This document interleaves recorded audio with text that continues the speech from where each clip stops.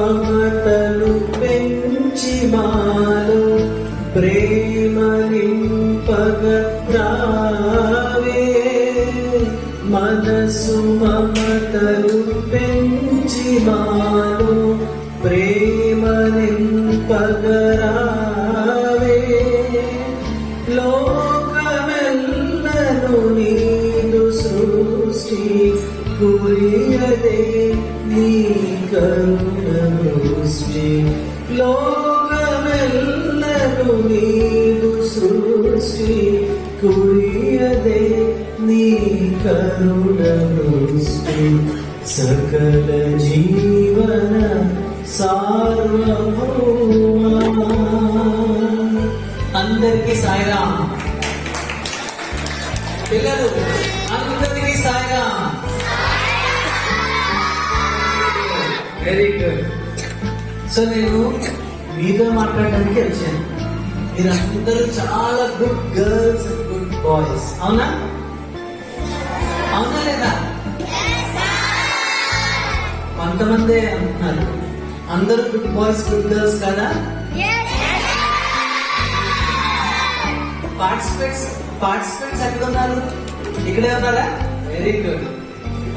మీరందరూ కూడా చాలా చాలా బాగా చేశారు, చాలా బాగా చేశారు. And hats off to your trainers, teachers and parents. అన్నిటికన్నా ముఖ్యం స్వామికి. ఎందుకంటే స్వామి వాళ్ళందరి ద్వారా మీ చేత మంచి కార్యక్రమం చేయించారు.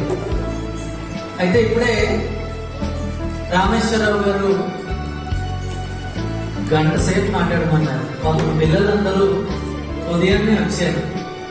నేను 3 విషయాలే చెప్దాం అనుకున్నాను. ఈరోజు ఎవరి బర్త్డే?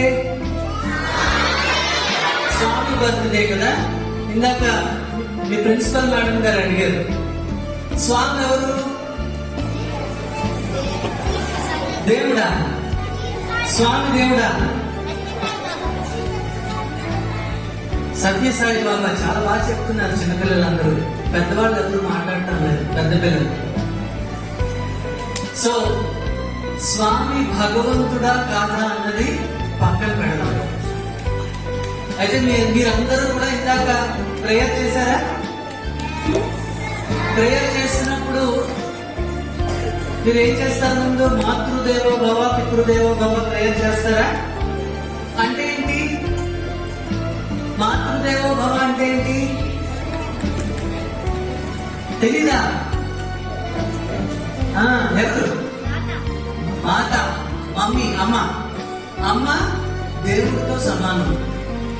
అందులోంచి స్వామి సత్యసాయి బాబా గారు భగవంతుడా కాదా అన్నది పక్కన పెడదాం. అయితే ఈరోజు మనందరూ ఎందుకు స్మరిస్తున్నామంటే స్వామి చక్కనటువంటి బిడ్డ పుట్టినట్టు తూచా తప్పకుండా ఆచరించారు. అవేంటో తెలుసా మీకు? వెనకాల వాళ్ళు పిల్లలు ఎవరూ మాట్లాడటం లేదు.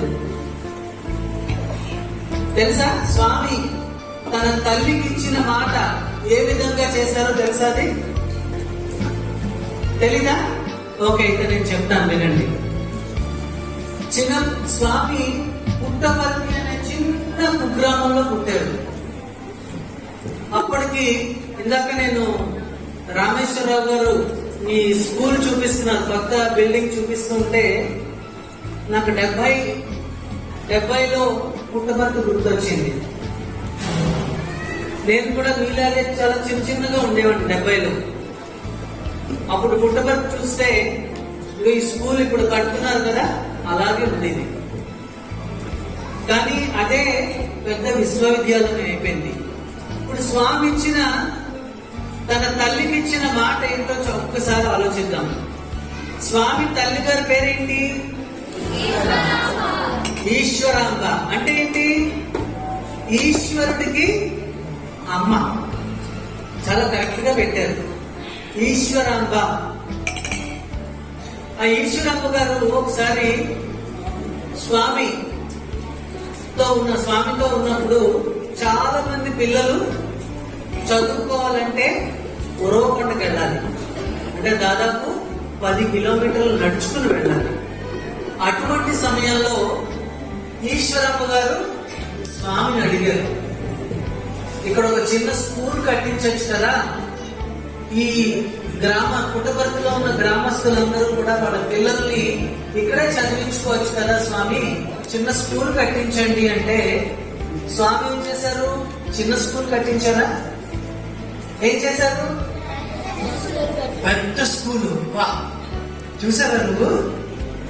Very good. ఓకే, పెద్ద స్కూలే కాదు, పెద్ద యూనివర్సిటీ కట్టారు. అప్పట్లో సూరి భగవంతం అని చెప్పి advisor to defence secretary, defence minister, చాలా పెద్ద ర్యాంక్. అతను స్వామి భక్తుడు. స్వామి ఒక రోజు తన బర్త్డే సెలబ్రేషన్స్ లో అనౌన్స్మెంట్ చేశారు, పుట్టపర్తిలో నేను ఒక యూనివర్సిటీ పెడుతున్నాను అని. సూర్య భగవంతుడు గారు తల పట్టుకున్నారు. ఏంటి స్వామి తెలియకుండా మాట్లాడేస్తున్నారు, పుట్టపర్తిలో యూనివర్సిటీ ఎవరైనా ఇస్తారా అని చెప్పి స్పీచ్ అయిపోయిన తర్వాత స్వామి దగ్గరికి వెళ్ళి, స్వామి యూనివర్సిటీ అంటే అంత ఈజీగా రాదు స్వామి, దానికి పెద్ద తతంగా ఉండాలి, ఎన్నో రికగ్నిషన్స్ ఉండాలి, మనకెవరు ఇస్తారు స్వామి అంటే, తప్పకుండా వస్తుంది చూడు అన్నారు. అలాగే అతను చాలా పెద్ద ప్రభుత్వ అధికారి, సెంట్రల్ గవర్నమెంట్, అది కూడా డిఫెన్స్ మినిస్టర్ కి సెక్రటరీ. అటువంటి ఆయన 1 year లో ఇది రావడం ఇంపాసిబుల్ అన్నారు. 1 year కాదు, 10 years అయినా పుట్టపర్తిలో అప్పటికి ఓన్లీ స్కూల్ ఒకటే ఉంది, చిన్న ఇంటర్మీడియట్ కాలేజ్ ఉంది. అలాంటిది యూనివర్సిటీ నెక్స్ట్ ఇయర్ వస్తుంది అంటే ఎవరూ నమ్మలేదు. అదే విధంగా యూనివర్సిటీ గ్రాంట్స్ కమిషన్ వచ్చి ఇక్కడ చాలా అద్భుతంగా ఉన్నాయి, దీన్ని డీమ్డ్ యూనివర్సిటీ చేస్తున్నాము అని చెప్పి ప్రకటించారు. అక్కడ అంటే తల్లి ఒకటి అడిగింది, స్వామి ఈ ఊర్లో చిన్న ఇల్లు అదే స్కూల్ కట్టించండి అంటే స్వామి చిన్నది అడిగినా చాలా పెద్దది ఇస్తారు. అది నుంచి మనం అడగడం తెలుసుకోవాలి. స్వామిని ఏది అడిగితే అది ఇచ్చేస్తారు స్వామి. వెంటనే యూనివర్సిటీ వచ్చింది. అలాగే అక్కడ పుట్టపర్తిలో ఎవరికైనా ఒంట్లో బాగలేకపోతే అనంతపురం దాకా తీసుకెళ్ళాలి వాళ్ళు. అప్పట్లో అసలు ఎటువంటి మెడికల్ ఫెసిలిటీ లేదు. అప్పుడు తల్లైన ఈశ్వరమ్మ స్వామిని అడిగింది, స్వామి చిన్న క్లినిక్ పెట్టించండి స్వామి, ఇక్కడ డాక్టర్ని పెట్టండి అంటే స్వామి ఏం చేశారు? ఒక డాక్టర్ కాదు, కొన్ని వందల మంది డాక్టర్లు ఉండేటటువంటి పెద్ద సూపర్ స్పెషాలిటీ హాస్పిటల్. నేను అప్పుడు చూశాను, అది 91 1991 మే నెలలో నేను పుట్టపర్తిలోనే ఉన్నాను. స్వామి 90 సమ్మర్ కోర్స్ లో 90 బర్త్డే నాడు నెక్స్ట్ ఇయర్ కి ఇక్కడ సూపర్ స్పెషాలిటీ హాస్పిటల్ వచ్చేస్తుంది అన్నారు. ఎవరూ నమ్మలేదు. నేనేమనుకున్నానంటే, ఓ స్వామి సూపర్ స్పెషాలిటీ హాస్పిటల్ ఇక్కడ వస్తుంది అంటే నెక్స్ట్ ఇయర్ కి ఏదో 4-5 రూమ్స్ కట్టి సూపర్ స్పెషాలిటీ హాస్పిటల్ మరో 4-5 సంవత్సరాల్లో వస్తుంది అని ప్రకటిస్తారేమో అనుకున్నాను. అయితే మే నెలలో నేను పుట్టపర్తిలో ఉన్నాను. 1991 మే. ఏమీ కన్స్ట్రక్షన్ లేదు. నవంబర్ 23కి పెద్ద సూపర్ స్పెషాలిటీ హాస్పిటల్ లేచిపోయింది. సూపర్ స్పెషాలిటీ హాస్పిటల్ చూసారా మీరు? చూపించారా మీ టీచర్స్? అడగండి మీ టీచర్స్ ని, మంచి వీడియోస్ ఉన్నాయి. సూపర్ స్పెషాలిటీ హాస్పిటల్ ఎలా ఉంటుందో, బకింగ్హామ్ ప్యాలెస్ ఉంటుంది కదా, బ్రిటన్ తాలూకా ప్యాలెస్, ఆ ప్యాలెస్ ఆకారంలో కట్టారు.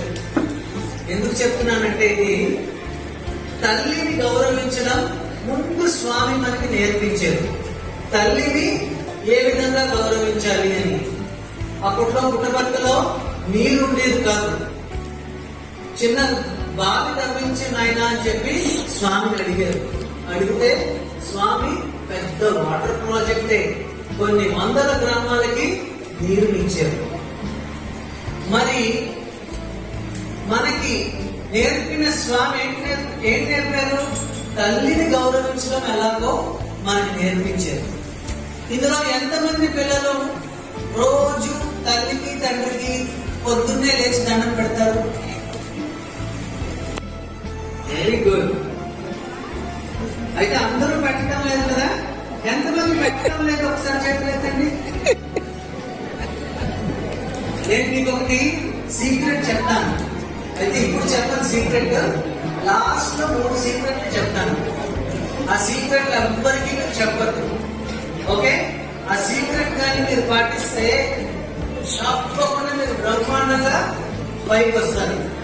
అందునుంచి స్వామి మొట్టమొదట చెప్పింది తల్లిదండ్రుల్ని గౌరవించండి. ఈ రోజు మనం స్వామి బర్త్డే చేస్తున్నాము అంటే ఎందుకు చేస్తున్నామంటే స్వామి ఆదర్శమైనటువంటి ఒక పుత్రుడు, ఒక కొడుకుగా తల్లి చెప్పిన మాటని విని ఆ తల్లి చెప్పిన మాటని ఆచరించే. రెండోది నేను మీకు చెప్తాను. మీరందరూ ప్రార్థన చేస్తున్నప్పుడు ఏ విధంగా చేస్తారు చెప్పండి? మీరు ప్రేయర్ దండం పెట్టి చేస్తారు. ఇంకా ఇదే చాలా బాగా చెప్పారు. ఇవేనండి దీక్ష. దీక్ష దీక్ష చాలా బాగా చెప్పింది. మా అందరూ ప్రేయర్ ఎలా చేస్తాము? కళ్ళు ఎలా చేస్తాం చెప్పు? కళ్ళు మూసుకొని కళ్ళు మూసుకొని దండం పెడతారన్నారు కదా? ఎందుకండి కళ్ళు మూసుకుంటారు? ప్రేయర్ చేసినప్పుడు దృష్టి మొత్తం గాలి మీదే ఉండేది.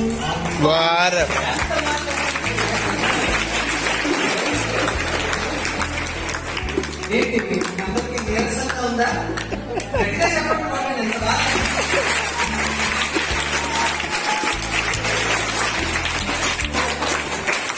మనం ప్రేయర్ చేస్తున్నప్పుడు కళ్ళు మూసుకొని చేస్తాం. ఎందుకంటే భగవంతుడు ఎక్కడుంటాడు?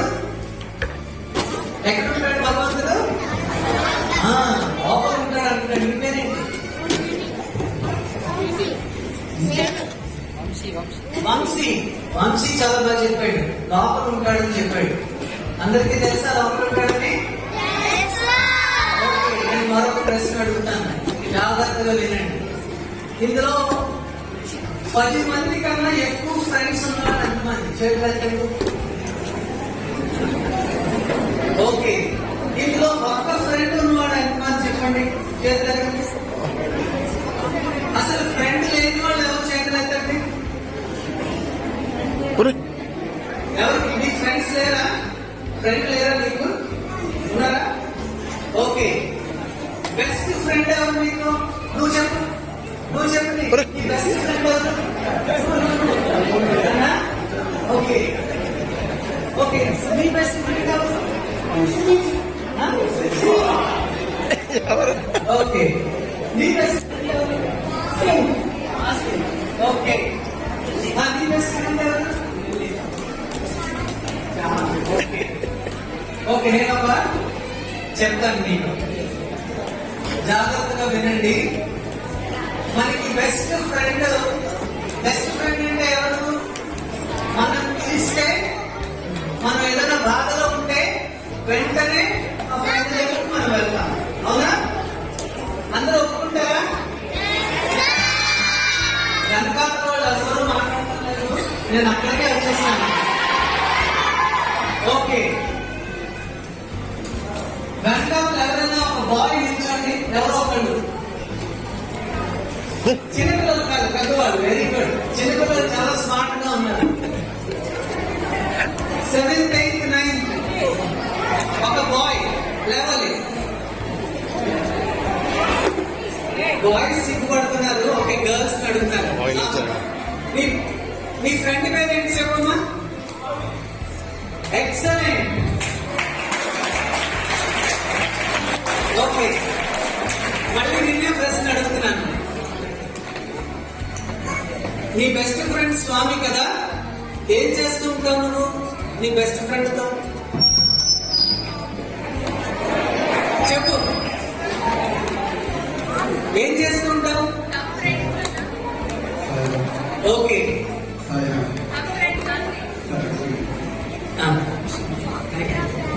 సో నేనే వస్తున్నాను.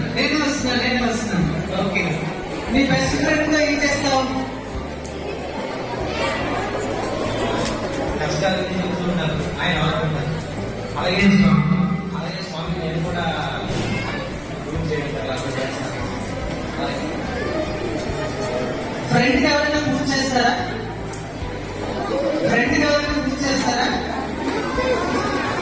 ఫ్రెండ్ పూజ చేస్తాడు. ఫ్రెండ్ అంటే హీస్ నథింగ్ బట్ డివైన్. అందరూ give him a big hand.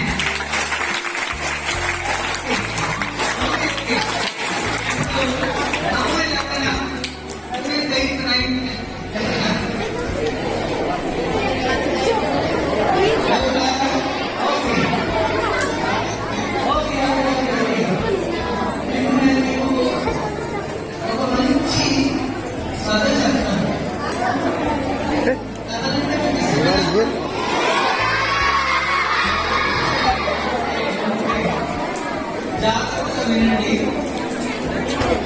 నేను కూడా పిల్లలకి చిన్నపిల్లలుగా ఉన్నప్పుడు మా టీచర్, మా బాలమిక క్లాస్ టీచర్ భగవంతుడు అంతటా ఉంటాడు అని చెప్పారు. నాకు అర్థం అవ్వలేదు. భగవంతుడు అంతటా ఎలా ఉంటాడు అని చెప్పి. అందుని ఇందాక చూడు, వీళ్ళు గురు బ్రహ్మ గురు విష్ణు అని చెప్పి ఒక మంచి ప్లే చేశారు. అందులో ఏమన్నారు గురువు గారు? భగవంతుడు అంతటా ఉన్నాడు అని చెప్పారు. మీరు జాగ్రత్తగా వినండి. తర్వాత నేను మాట్లాడిన తర్వాత మళ్ళీ మిమ్మల్ని క్వశ్చన్స్ అడుగుతాను. ఓకే, సో జాగ్రత్తగా చెప్పాలి. మీ టీచర్స్ ఇలాగే చెప్తారు కదా మీకు కూడాను. ఓకే, సో పెరిగి పెద్దవాడిని అయ్యాను, కానీ డౌట్ అలాగే ఉంది. స్వామి ఎక్కడుంటారు? పుట్టపర్తిలో ఉంటారు కదా. అందునుంచి జాగ్రత్తగా వినండి కదా. ఒకసారి ఒక కృష్ణ భక్తుడు ఉన్నాడు. అతని పేరు సుధాముడు. పేరేంటి? సుధాముడు. వెనకాల నుంచి వినిపించడం లేదు. Okay, very good. సో సుధాముడు మంచి కృష్ణ భక్తుడు. అంతేకాకుండా బాగా డబ్బు ఉంది, విపరీతమైన డబ్బు ఉంది. అతను ఏం వ్యాపారం చేస్తాడంటే వజ్రాల వ్యాపారం చేస్తాడు. ఏం వ్యాపారం? మీరిద్దరు చెప్పాలి. మీ ఇద్దరు. అతను ఏం వ్యాపారం చేస్తాడు?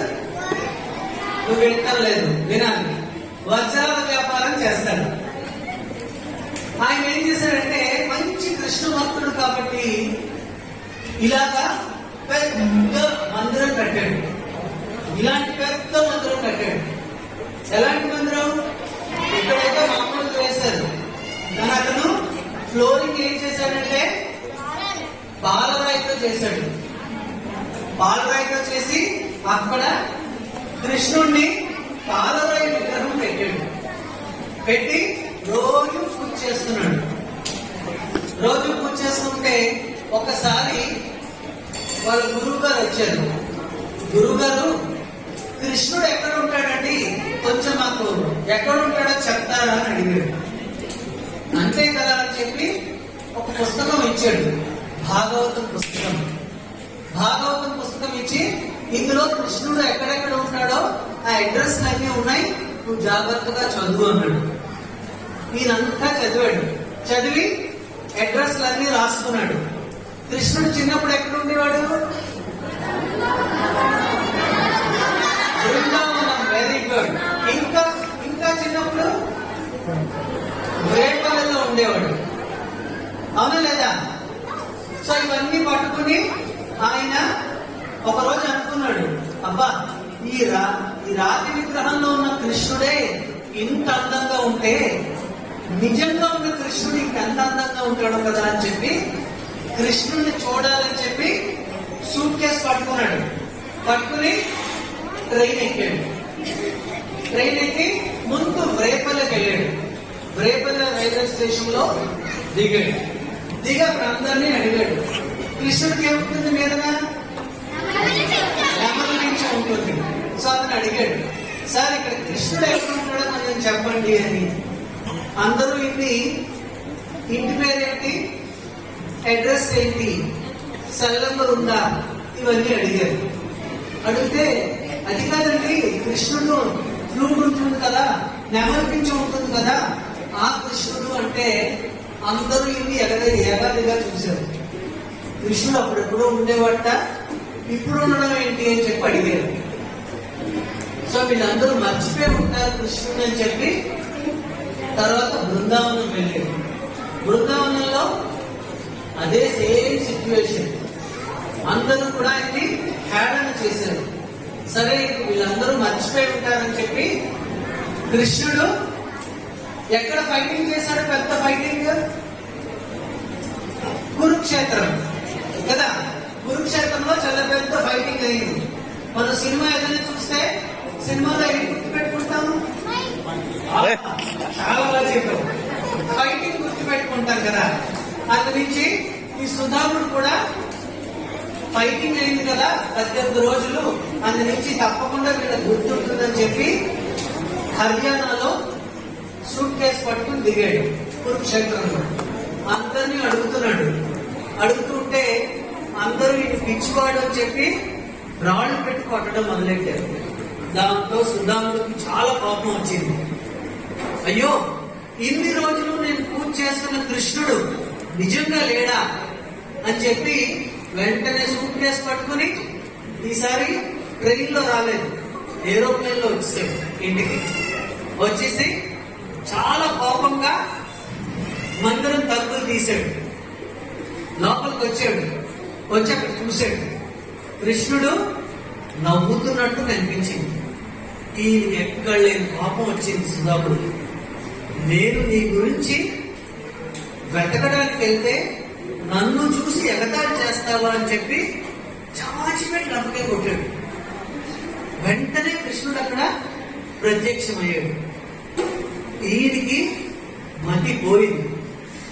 ఎందుకంటే మొట్టమొదటి కృష్ణుడిని అడిగిన ప్రశ్న ఏంటో తెలుసా? అతను, స్వామి, రోజు నేను ఎంతో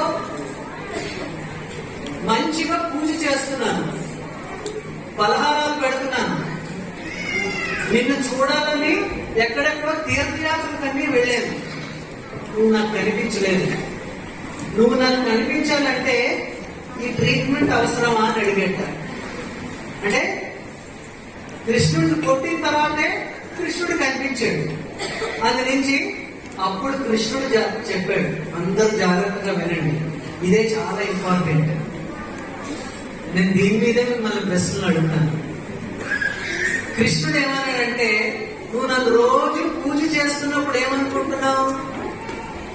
ఇదొక రాయి ముక్క, ఈ రాయి ముక్కకి నేను పూజ చేస్తున్నాను అనే భావంతో నువ్వు పూజ చేశావు. అందు నుంచి నేను నీకు కనిపించలేదు. రోజు నాకు నైవేద్యాలు పెడుతున్నావు. ఎందుకని? ఇక్కడ నేను ఒక రాయి ఉంది, ఆ రాతికి నేను నైవేద్యాలు పెడుతున్నాను కాబట్టి పెట్టిన నైవేద్యాలన్నీ మళ్ళీ నాకు వచ్చేస్తాయని చాలా గాఢంగా నమ్మాను. అందునుంచి నేను నీకు కనిపించలేదు. నేను ఇక్కడ లేననుకుని నువ్వు ఎక్కడెక్కడో వెతకడానికి వెళ్ళావు, అందుకని నేను కనిపించలేదు. కానీ నన్ను కొడుతున్నప్పుడు మాత్రం ఇది రాయి అని చెప్పి నువ్వు అనుకోలేదు. ఇక్కడ కృష్ణుడు ఉన్నాడు, నన్ను చూసి ఎగతాళి చేస్తున్నాడు అనే భావంతో నువ్వు నన్ను కొట్టావు. కాబట్టి నేను నీకు కనిపించాను. ఇప్పుడు కానీ మనం స్వామి ఇక్కడ ఉంటే మనం ఎలా ఉంటాం? మనం చాలా డిసిప్లిన్ గా ఉంటామా లేదా? అయితే మనందరూ డిసిప్లిన్ గా లేకపోవడానికి కారణం ఏంటి? చిన్న ఫోటో పెట్టారు, ఆ ఫోటో దగ్గర మనం ఏదో చేస్తున్నాం అని అందరూ భావిస్తున్నారు లేదా?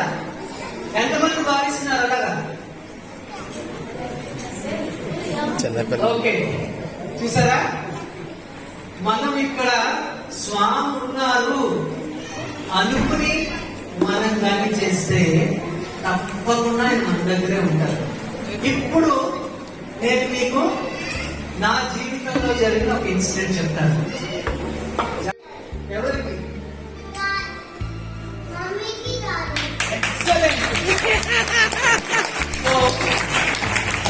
పొద్దు లేచి లేవగానే స్వామి మీ ఫ్రెండ్ అనుకోండి, స్వామి అని కూడా నేను అనక్కర్లేదు, ఫ్రెండ్ అనుకోండి. నేను లేచాను, బెస్ట్ ఫ్రెండ్ అనుకోండి. తల్లిదండ్రులకు దండం పెడతారు, నేను తల్లిదండ్రులకు దండం పెడుతున్నాను అని మనసులో ఒకసారి అనుకోండి. ఫోటో దగ్గర కూడా ఎలా కొనలేదు, ఎందుకంటే స్వామి ఎక్కడున్నారు? ఎక్కడ ఉన్నారు స్వామి. కాబట్టి చాలా ఈజీ. మీరు ఏం పని చేస్తున్నా సరే ఒక్కసారి మీ హోంవర్క్ చేస్తున్నారు, హోంవర్క్ చేస్తుంటే స్వామి హోంవర్క్ చేస్తున్నాను అనుకోండి.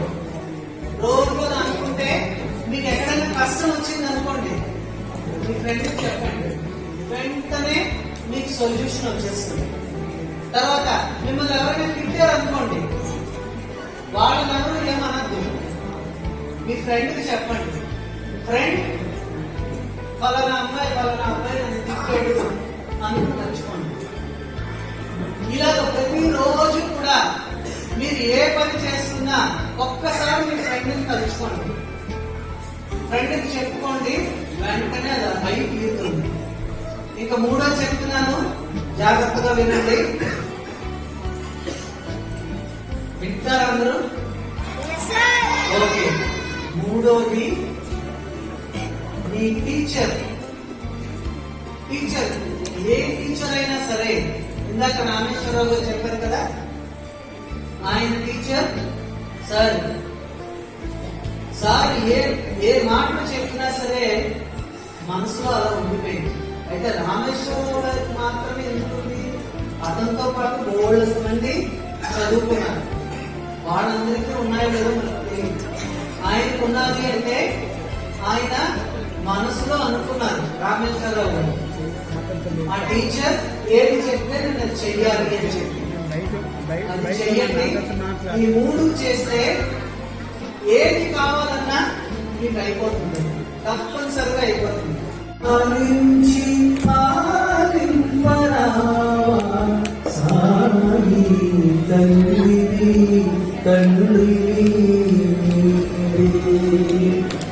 నీవు కనరాని చోటే లేదు, నీవు వినలేని మాటే లేదు, మా మొరలకించి మమ్ముల దీవించి నీ చల్లని నీడలో నిలుమనీయమయ్యా తండ్రి